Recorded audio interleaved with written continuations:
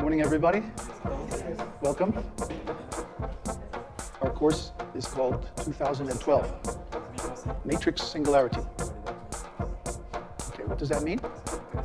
In 2012 is the end of the Mayan calendar. The Mayan calendar lasts for millions of years. But on December 21st, 2012, that's the end. Of course, it's not really the end of time, but it's the end of a major cycle. The sun aligns with the center of the galaxy, exactly on the winter solstice. This only happens every 27,000 years. So it's a big event, a major event. Not only the Mayan calendar, also the Vedic calendar and the Tibetan calendar called Kalachakra, they all end a major cycle right around the same time. So all the ancient calendars are in agreement that we are at the end of a major cycle. This is something that only happens in thousands of years.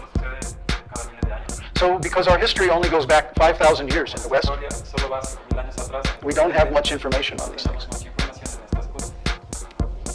But why does our history only go back 5,000 years? Because 5,000 years ago was another time very similar to this. What happens at the end of a historical cycle? Basically, everything changes. This is what's called a logarithmic chart. This is millions of people.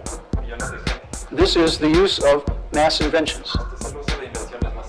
For example, here's electricity, telephone, radio, television, PC, cell phone, and internet.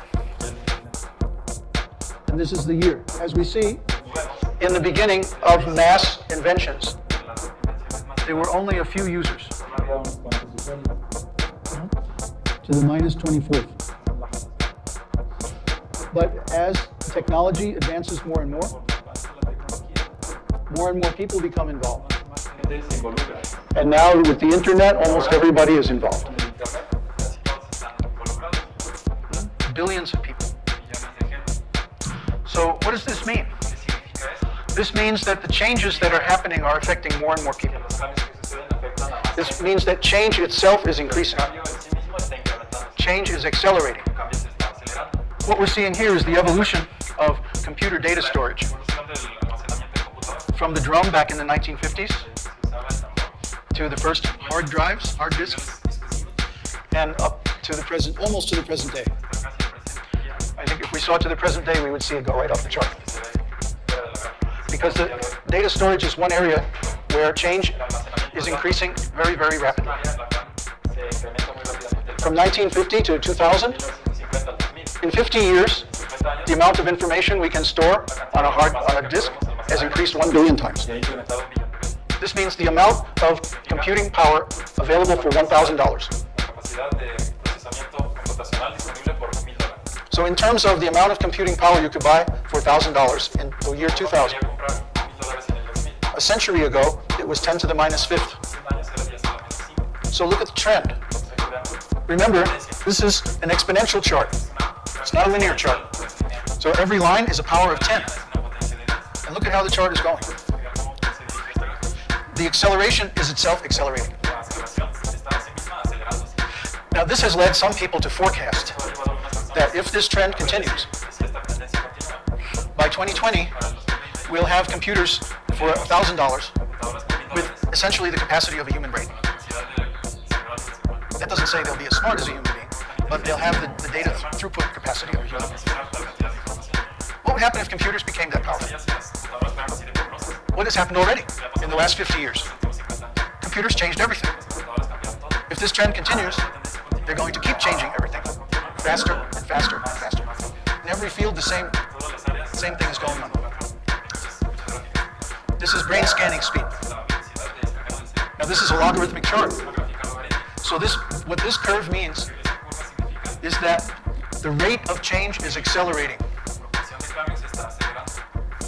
It's not just that the rate of change is getting faster, but the rate of increase is also accelerating. It's a double exponential curve. You see that a technology when it's first exploited, it means a quantum increase over the previous technology. With every new technology, when we first discover it, it's not really implemented. For example, cell phones. When cell phones first came out, only a few people had them.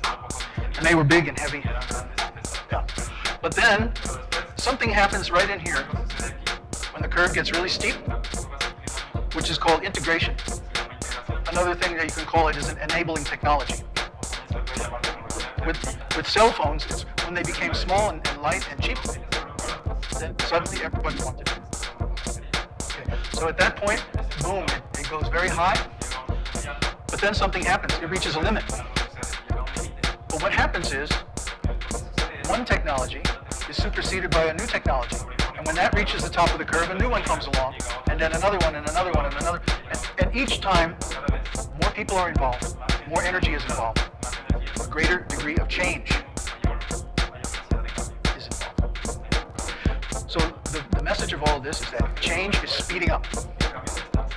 Politically, economically, even the weather is changing, the climate, in every area of life. So this is not just a phenomenon of technology. It's a phenomenon, a general phenomenon.